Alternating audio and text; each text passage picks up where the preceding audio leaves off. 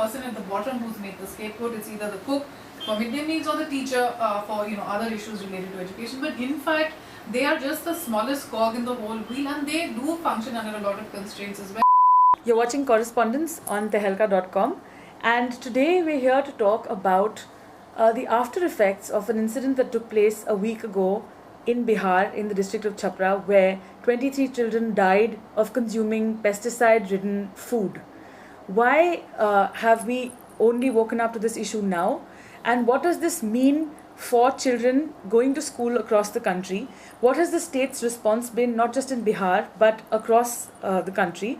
And where can we go from here? To discuss this with me is a colleague from Tehelka, Ushinor, Kiran Bhatty, who is now the Center for Policy Research but has spent her entire life discussing, scrutinizing education right from the primary level in her capacity with the National Commission for the Protection of Child Rights. And Harsh Mandar, who is an expert on equity, poverty issues, has advised the government on education and food.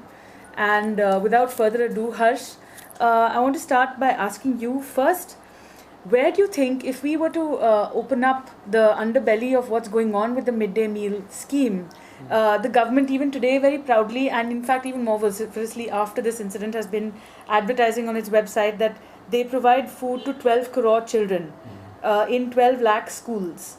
That's a big number. 12 crore children, 12 lakh schools, the largest in the world. But also the most inefficient? Three very quick things in the positive, and then I'll just say what I feel is really the problem. That what we must see is that it's seen as a nutrition program, and it is, and for many children it's the most important meal. And I've really traveled to the far interiors, and it's heartbreaking when you see the children really saying that this is the only meal that they're eating. It encourages school enrollment. It also, in a sense, there's a economic trade-off that poor parents sometimes make, and that at least what the child would have earned, at least the child is eating that amount, etc. So that there's that incentivization. But for me, actually, the most forgotten element of what it teaches is also social equality, because in India, our in caste, religion, class, all of these inequalities are expressed by not eating together, and children are taught to eat together. 120 million children with ups and downs is an extraordinary achievement. Let's say that. To me, the big lesson, and is it's a wake-up call for how casually we treat any program which deals with the poor. If you don't have children, I have, and if our children were eating in midday meals, we would all be really concerned about these failures, because these are programs only for poor children. The fact that the facts of this is that there was no school building. It was running in Vikas Bhavan. There was no storage. Yes. There were two teachers, of which one was on maternity leave. The other was a untrained para teacher. She was teaching 5 sets. A para teacher was teaching 5 classes of children, and there was no storage. She had to buy the food every day, and she was doing what she could. Please let us remember that this is how we treat the poorest in our country. Right. That's the lesson for me. Kiran, when we talk about this wish list, this is what you've been saying, and everybody who works with children has been saying for the longest time that we need. Where is it that why is the system continually breaking down, despite the fact that from time to time we've had episodes which highlight all these things in the starkest possible way? Now, the midday meal program, amongst the food programs, as Harsh said, has been thought of and perhaps is also the better running program. But unfortunately, as the Chhapra incident has shown, perhaps we are not really aware of actually how things are working on the ground as much as one would like to be. And I, frankly, as in my role in the National Commission, when we were monitoring schools, time and time again, state after state, we actually found that there were a lot of problems in the implementation even of midday meal schemes. And perhaps the benchmark for food programs has become so low that one thinks that the midday meal is a well-functioning program, but in fact that is not the case. It's the unfortunate truth is that it's not the case, and there are scores and scores of issues at every level of implementation, monitoring, and of course the whole accountability question, etc. I mean, Tamil Nadu is one case which is constantly cited as, sort of the best practice in a sense, and it's very clear why that is the case, because there has been a lot of political. Politics plays itself out. Yeah, and it's a political issue, and so therefore there is a lot of. The government has put money, has put resources, and backs it to the hilt, and that is why you see the result on the ground. Everywhere else, it is treated, so callously in a sense in terms of the administrative delivery of it, that it's not at all surprising that something like Chhapra has happened. Of course, it doesn't mean that the government is incapable, and in fact the good stories tell you that if the government really wants to, if it has the political will to do it, it can deliver perfectly well. It's just that most of the time, because that political pressure is not there, or if they're not willing to take that political pressure, then you have instances like this taking place.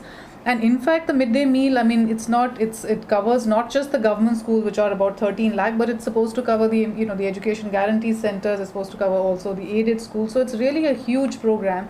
And on paper, it is now no longer just a program for nutrition. It has in fact become part of a larger school health program. Yeah. And those links, which are very important, and the links to sanitation, to clean water, etc., which make it actually, increase the use of it. Those links are even more sort of tenuously established in terms of the implementation structure. And then even though Supreme Court orders have separated and given provision for cooks and helpers so as to free up teachers' time, the overall supervision that needs to be there from school management isn't there. So what's happened is it's become a hands-off thing that, it's not our job. You were talking about the political will thing, and it's something that we see all over the country, especially when there are two different national parties, or let's say, there's Congress at the center and there are other regional parties, let's say at a state level. And we always talk about this, these two words, political will and vision. So, what is your observation? I've observed maybe a state or two from a ground level. What is your observation? Like, are the states unwilling to take on a scheme which has been put up by the center? I was under a dilemma, in fact, even while I was coming in the car, as a Supreme Court Commissioner, should we write to the state government? As a Supreme Court Commissioner on the right to food. So I was just thinking, should I write to the state government? At some point, I feel everybody is thrashing it, and is this an appropriate time? Because this was a tragedy that could have happened anywhere. It was not specific to this kind of breakdown. In the same week, falling sick in schools in Madhya Pradesh, in Tamil Nadu. Yeah, it's just that, and it's a tragedy. It's a tragedy. As I was saying, it's a tragedy. It wasn't just a tragedy waiting to happen. It's probably a tragedy that continues to happen on a somewhat lower scale. So it's not sort of come into public consciousness. I think that my issue is that actually I should be writing to the centre about first provisioning the scheme adequately. Just want to quickly jump in on the political point the question that you had raised. Actually, Tamil Nadu is a classic example, because Tamil Nadu government has never really been the same government at the centre. Right. But yet they have, doesn't stop any state government and any political party to actually take political advantage of it for itself. And so Tamil Nadu government has actually put in a lot more funds, has sort of reformed their own system, and they get the votes for it. And so there should not be a center-state political conflict. What about this entire culture of para-teachers that we are cultivating in India? But that's no longer, sorry if I may just jump in, actually para-teachers have been banned under the Right to Education Act. They are there because there is time has been given to phase them out, in order, because overnight you can't sort of ask them to leave their job, and you would not be able to get enough teachers as well. So that is, you're talking of substitute teachers. Yeah, not necessarily substitute.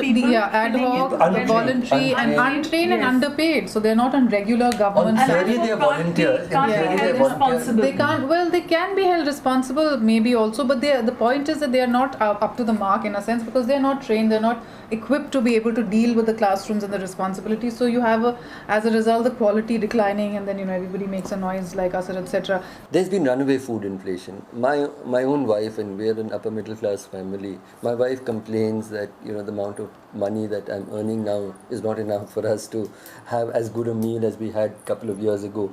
And if that is our reality, if you're not going to raise even the allocations for for cooking costs with runaway food inflation, that's the kind of, I mean, I think that it's the, and there it is the center. It is a central scheme. It's 2 rupees 50 paise for primary and 2 rupees 20 paise to 3 rupees 75 for upper primary children as of 2009 But it includes onwards. transportation, So in that- cooking costs, all of that. So Oh, food God. cost actually is much and without less. storage, this lady, Yeah. and I was saying, But I even feel, then, this sounds like an abysmal figure. yeah, and she see you would do, sorry, you would as a homemaker, you would at least do a monthly purchase so that you'd save some cost. Now these people didn't have a place to store, so she had to go every day to buy. Just every single day she went and bought rations.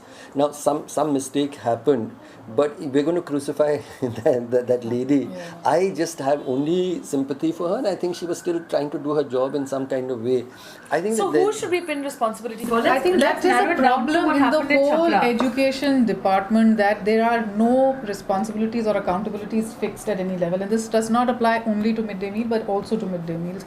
So if anything goes wrong, you don't really know who to go to. So you could go, I mean, at some level, of course, collectively the responsibility must be taken by HRD or the HRD minister. But on the ground, I mean, so who is responsible for the fact that there was a container which used to contain insecticide lying in the kitchen shed or anywhere in the school that could possibly have been used? Who's responsible for the fact that the grain doesn't? I mean, there is a range of different things, but those responsibilities haven't been fixed, so that when something goes wrong, you can say, look, it was your job, you didn't do it, and this is the consequence of it. This whole, the administrative system just has avoided the issue of accountability affixing from top to bottom across the board. So you every time it happens, you find some scapegoat, and as Harsh has rightly said, typically it is the person at the bottom who's made the scapegoat. It's either the cook for midday meals or the teacher for other issues related to education. But in fact, they are just the smallest cog in the whole wheel, and they do function under a lot of constraints as well, none of which are ever addressed in trying to find a solution or trying to think ahead that what is the next step to be done. I think the department needs to take a very comprehensive look at what are the entitlements, what it's supposed to deliver, and against each of them fix the responsibility of a particular officer or whoever in government, and so that when something goes wrong, you know exactly where to go and ask them the right questions. This was your job, why didn't you do it? And if you consistently fail to do it, is there going to be some penalties? What's the response going to be? But it just doesn't exist. The system doesn't exist. So each time when there is a tragedy like this, that people run helter to skelter trying to pin blame, and perhaps they will pin the blame, but it's not going to solve the problem for the next time. We will come back in the second part of the series to talk about why this